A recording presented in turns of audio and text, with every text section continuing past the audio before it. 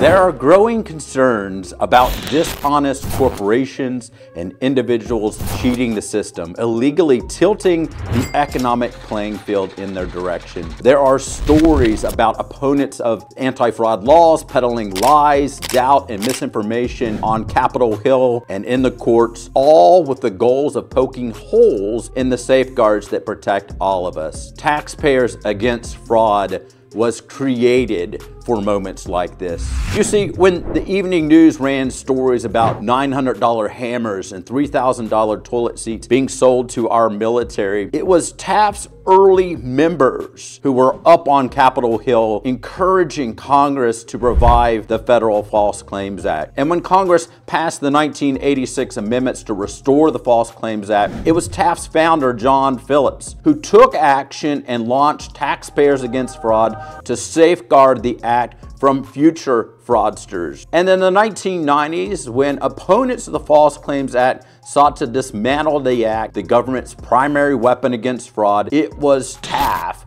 that successfully pushed back on that effort in the media, in the courts, and in the halls of Congress.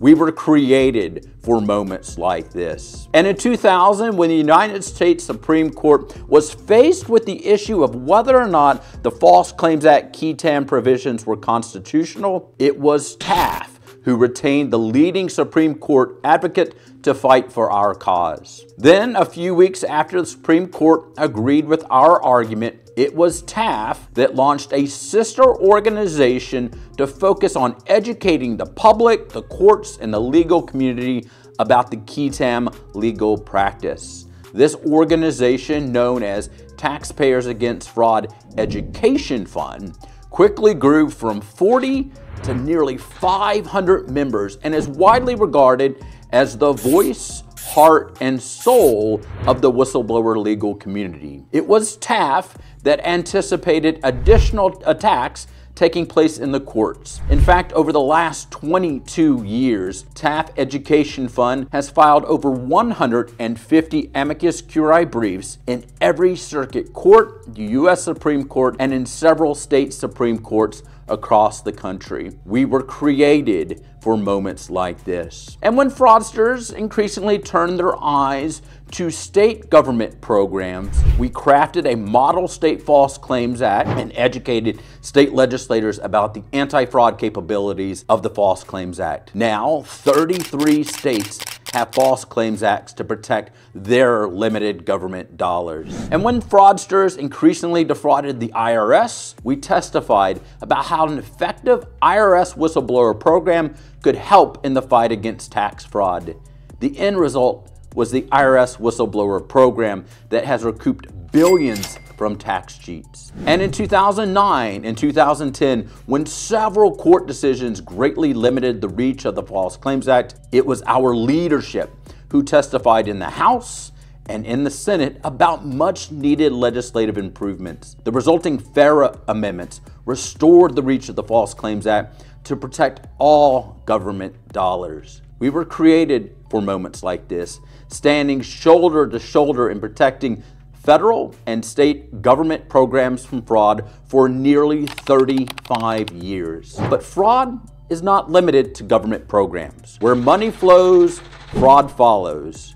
And as modern day fraud becomes more complex, the need for robust whistleblower programs has become even more urgent and apparent. This is especially true when it comes to fraud in the financial markets. So, we have also led the charge to fight fraud in the financial markets for nearly 2 decades.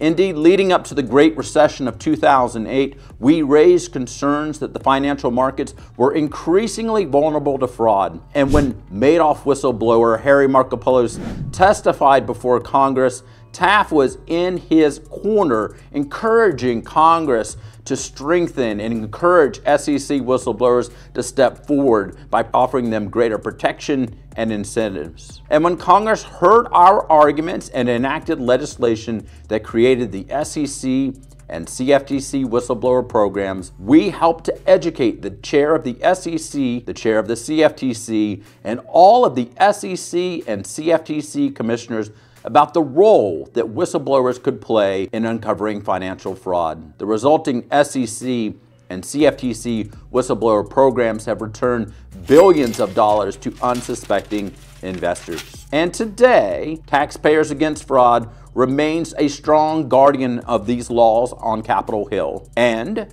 its sister organization, Taxpayers Against Fraud Education Fund, has expanded its mission over the years to fight fraud on the government and financial markets. Indeed, while Taxpayers Against Fraud Education Fund focused initially on the Federal False Claims Act, the Education Fund's expanded mission now includes 33 state false claims acts, the IRS whistleblower program, the SEC whistleblower program, the CFTC whistleblower program, and most recently, FinCEN anti-money laundering whistleblower program, to name a few. So, Taxpayers Against Fraud Education Fund finds itself with a name that no longer fully captures what we truly do. Taxpayers Against Fraud Education Fund as a name served its original purpose of highlighting that we educate the world about fighting fraud that impacts the government. Taxpayers Against Fraud Education Fund, however, doesn't fully capture where we're focusing today and in the future. So it's time to update our name. Our updated name should reflect our collective mission to stand together against fraud. Our updated name should reflect our expanded mission to protect government programs and the financial markets from fraud. Our updated name should represent our diverse group of supporters and members, not just the False Claims Act qui tam attorneys that are members of our organization. Our name should reflect all of us and all that we do. So, Taxpayers Against Fraud Education Fund is updating its name to the Anti-Fraud Coalition. The Anti-Fraud Coalition, or TAF Coalition for short, will continue forward with our current mission, but gone will be the confusion over why we are against Fraud Education Fund, or that we are somehow a standalone inside the Beltway think tank, or that we are somehow solely focused on tax fraud. So while our sister organization, Taxpayers Against Fraud, will continue under its current name given its long-standing name recognition on Capitol Hill, the Anti-Fraud Coalition will continue building its identity as the coalition of whistleblowers, qui tam attorneys, financial fraud whistleblower attorneys, and other supporters who fight fraud in the financial markets and on government programs. There is tremendous power in clarity, and our new name, the Anti-Fraud Coalition, clearly announces our joint mission to move forward together against fraud.